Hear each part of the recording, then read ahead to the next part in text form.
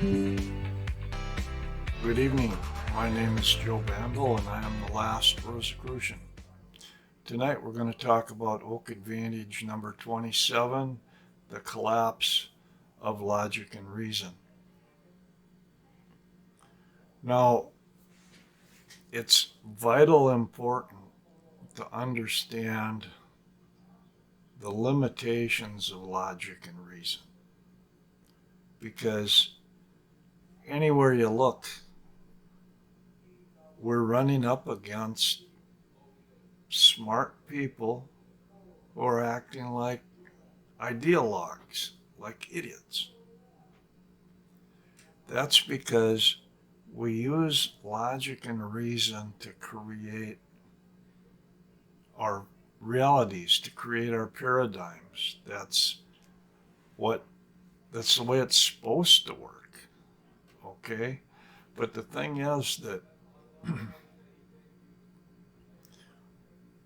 just because we use logic and reason to create our belief system, to create our paradigm, doesn't mean that it makes any sense. Doesn't mean that it's connected to organic reality.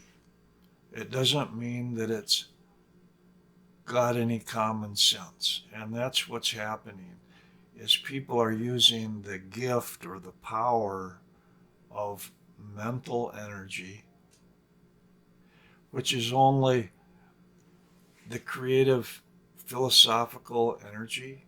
It's only one of seven gifts, one of seven astral bodies. There's the unity concept, which is paradox resolution, that hooks everything together, that is above logic and reason. But also you have, you just have simple awareness of reality, and everywhere you're looking, you're seeing disregard of reality. And each chakra center, we have seven chakra centers. Each chakra center has its own astral body, potentially, that we can develop. It has its own awareness. It has its own intelligence. And our goal is to develop each one of these, integrate them so that they communicate together, so that we have a full spectrum understanding and experience of what life has to offer. That's the goal. But that means that our heart, following the still small voice of conscience, paying attention to our heart. Our heart has its own intelligence, and it doesn't follow logic and reason. And our emotions, our gut, has its own intelligence, and it doesn't follow logic and reason. And our physical body has its own intelligence. When you think about it, most communication, over 90% of the communication that occurs between people happens through body language. It's not happening through words. But what happens is we are ignoring what the red flags, we're ignoring these cues, we're ignoring what we sense, and we're just doubting ourselves. Okay? The same with the etheric astral body, whatever. That has its own awareness and intelligence. And We have our animal instincts. We have all kinds of things to draw upon, but to become blindly servants, to, to, to blindly follow logic and reason, to become an ideologue, is to forcibly cut ourselves away from all these other informational sources. And what's happening is, well, cognitive dissonance is a perfect example of ideologues creating, through logic and reason, creating things that have no connection to reality. Now, I was looking at uh, Morals and Dogma, that deals with, it talks about the different 32 degrees of the Scottish Rite, Freemasonry, and the Prince of the Sun, the 32nd degree, teaches, it's the main teaching, it's the big secret, if you will, that talks about this very subject, because it says everything has an opposite, and that opposite, it's just like Newtonian physics. There's an equal and opposite reaction for everything. And what happens is, these ideologues, these people that use logic and reason to create, in order to do it, they are ignoring one half of the equation. They're using the duality in a way that is confrontative, that's destructive, that is the good and evil fight, destroy the other side. Not understanding that, like the physical body, you have a muscle that extends the arm, and you have a muscle that brings it back. And it's the balance, it's in the balance between these two opposites that you gain control, because then you can use the same with the fingers. They can go one way or they can go the other way. And by using the control, you can get the result that you want. This is the secret. But logic and reason doesn't allow for that. We need a belief system. We need a paradigm. So we need logic and reason to create a map, so that we can get from point A to point B, so that we can achieve our goals. We need our awareness, and our actions and everything needs a track to follow. It needs a program. So we need a belief system. We need a paradigm. But it's arbitrary. Everybody doesn't need to have the same one. Everybody cannot have the same one, because we're all individuals. We all have inputs that are unique to us. We share certain inputs. We share certain beliefs, but one size fits all doesn't work.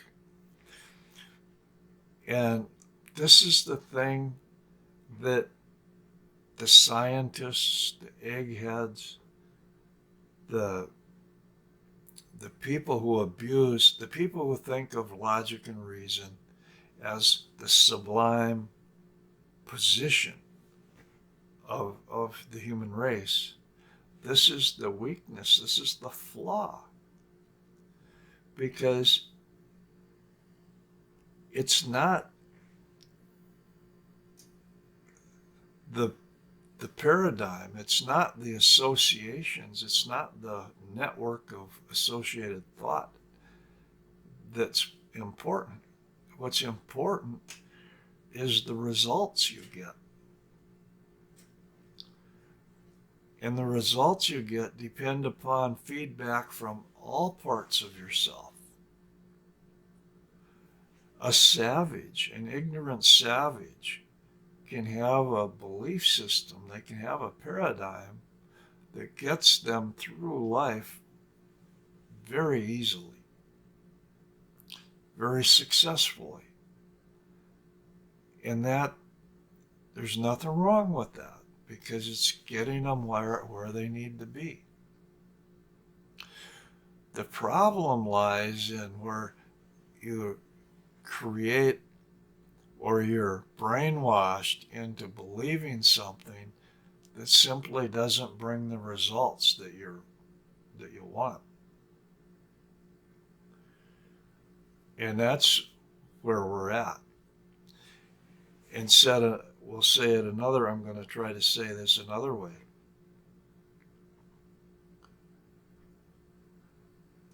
The next evolutionary step for humanity is individuation.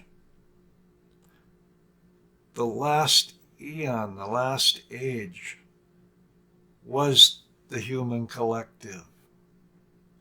It was obedience to the group soul, if you will, which was interpreted or dictated by a few higher ups, whatever, more evolved. And it's the old age where everybody had to believe the same, and they would act as a mass herd instinct. This is why over and over and over again, these ideologues, what they're trying to do is trigger the masses. But the masses are not being triggered the way they used to be, because the wiring that goes on inside of us is changed. It doesn't work anymore. Sure, you're going to get some, but you're not going to get everybody like you did. There are so many people that are out there that are doing a quantum leap to the process of individuation. The process of individuation is to become a true individual, a unique individual that has a unique belief system, that lives in a unique reality, and that can do that in harmony with everybody else. That can thrive differently. I don't know how many people remember the Star Trek show, Star Trek: The Next Generation, where Captain Luke Picard became taken over by the Borg. The Borg is a hive mind. And that was because that's what the Borg did. The Borg went out there and they just grabbed this person and they grabbed this person and they grabbed this person and they'd plug them into the hive mind.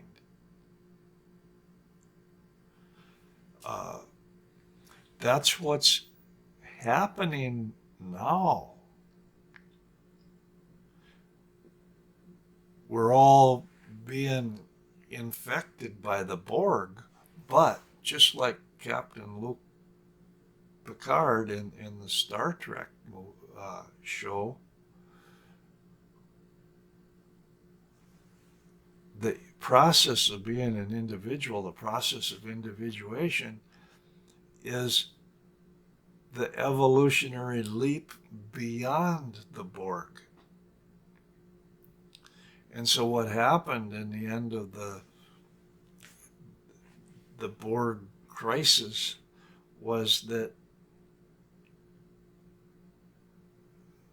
Captain Picard's individuality threatened the entire Borg culture, threatened the entire Borg civilization, and they had to reject it. They had to reject him as being like a disease or a germ. And that's what's going on in our world today, is you have these people who think logic and reason, we're all have to be clones of each other. We have a hive mind. The scientists are saying this is reality. And what they're doing is they're blindly not understanding that for every action there's an equal and opposite reaction.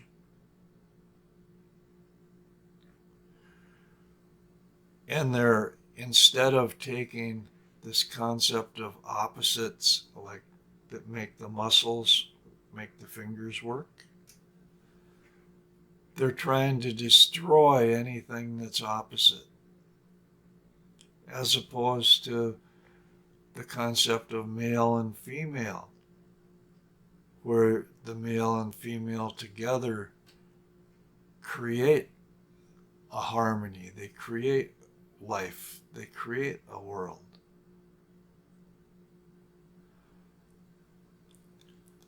They're not at war with each other. But the last age was a war between men and women. It was a war between the male and the female. And this is the key that we're talking about. And this is why logic and reason can't wrap its head around it, because logic and reason, by its very nature, creates a pattern.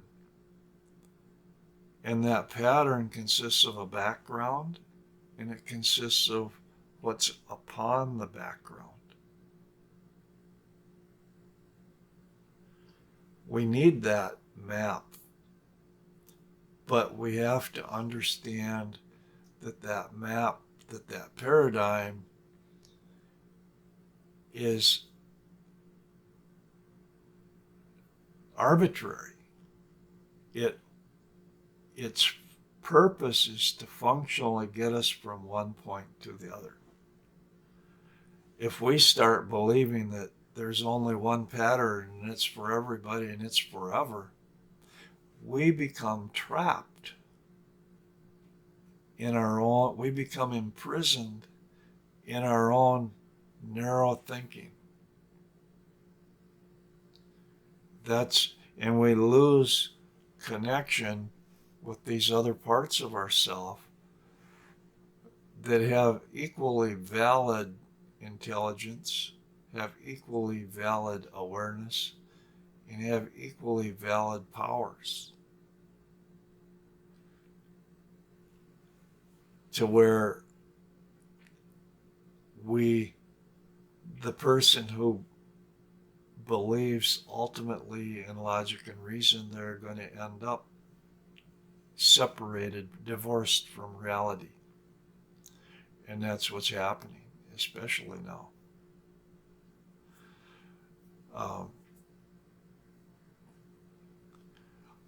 The reason that I'm talking about this is I was watching, like, Ben Davidson, the Suspicious Observer's YouTube channel, and what he does is he reads, every day he reads the latest scientific papers about the weather, about solar forcing, about space weather, about all of these things. And he's stitched together a composite viewpoint that is cutting edge. But it's bigger than what other people are thinking, and everybody else is thinking, oh, we're not having a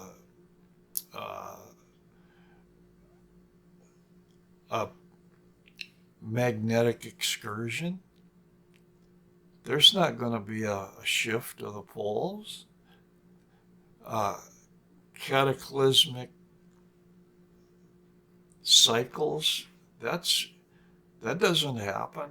Not by this. The sun is not the responsible for the climate change that we're experiencing. They're saying man-made pollution is responsible for the climate change. They're so caught up in it that they're not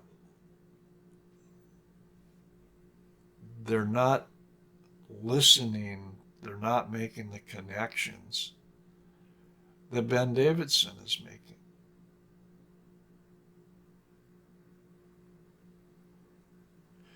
Part of it's pride too, but part of it's they just are so locked in, they're imprisoned by their beliefs.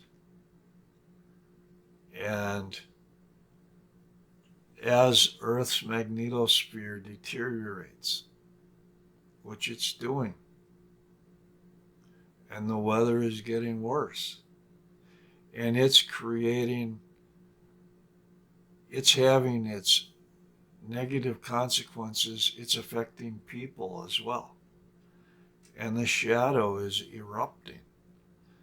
And as that shadow erupts, you either go to a shrink and you deal with things, you heal from these things, you find some spiritual practice that helps you to integrate your darker side, your shadow side, or it's going to build up and come out as psychotic behavior. That's what's happening. It's happening all around the world. And we can't wait for the psychotic behavior to take over. It's time for those of us who are able to listen to the still small voice of conscience, who are able to have common sense. It's time for us to stand up and say, that's crazy. I'm not going to do that. I'm not going to support that. I'm going to tell you something. My best friend, I've been friends with this person since first grade. And over the years, we've always kept track of each other and we've been supportive of each other. But we think opposite. We think like, if I say white, he says black. If I say black, he says white. I have a mind that's kind of like flypaper. Everything sticks to it. I go out there and I just try to be exposed to different thoughts and different ideas. And he has a mind that's like a magnet pulling out iron filings. In other words, he just pulls out all these nuggets of wisdom from wherever he goes. But over and over again, what happens is the sheer volume of the trash that I sift through, ultimately it simplifies down and I end up ahead of where he's at. Because sifting through and pulling out the iron filings doesn't work quite as well as the uh, chaos method, where everything, all inputs are valid. I use the idea of all inputs are valid. He believes that logic and reason is uh, the supreme goal. And I believe, and this is through personal experience, I believe the still small voice of my conscience guides me as a compass. And I also believe that above, and this is through a personal experience, that that intuitive flash that that comes, the self-evident truth, these glimpses of self-evident truth that represent the mystical state, the mystical experiences. They present ultimate truth. And we get little pieces and little pieces and little pieces. And what I've been able to do through the course of my life is I've grabbed a little piece of it from here, I've grabbed a little piece of it from there, I've grabbed a little piece of it from there, and a little piece of it from there, and a little piece of it from there. So I have gathered a collection of self-evident truths. And a lot of times they just kind of hang out and they're maybe not connected, but then what I try to do, and over has happened over time, is I gather enough of them and they start to simplify down. They start hooking themselves together and creating a matrix. A matrix is totally different than a paradigm, because a matrix is where all the parts fit together. A paradigm is where you have this thought's connected to that thought's connected to that thought, and it can go around and it can go everywhere. But that's not a matrix that just is so solid like a rope, strands twisted and wound together. That's not what the common belief system is. The common belief system, the common paradigm is so full of holes that it won't stand up. And my friend, he doesn't come up with a matrix. He comes up with that paradigm that everybody else is thinking. That's the science, that